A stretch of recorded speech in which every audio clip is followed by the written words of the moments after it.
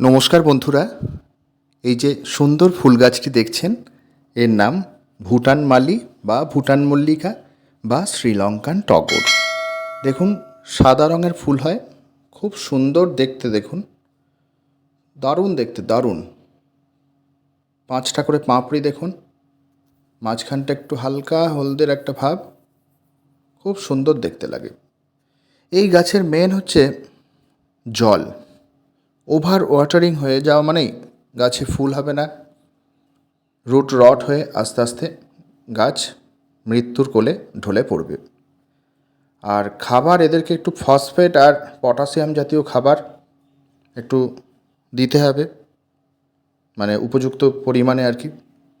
আর nitrogen দেয়া যাবে, ছোট্ট চারা গাছ যখন তখন বাড়িয়ে নিতে হবে গাছটাকে। এইভাবেই যত্ন করতে হবে, তাহলে ফুল পাওয়া যাবে।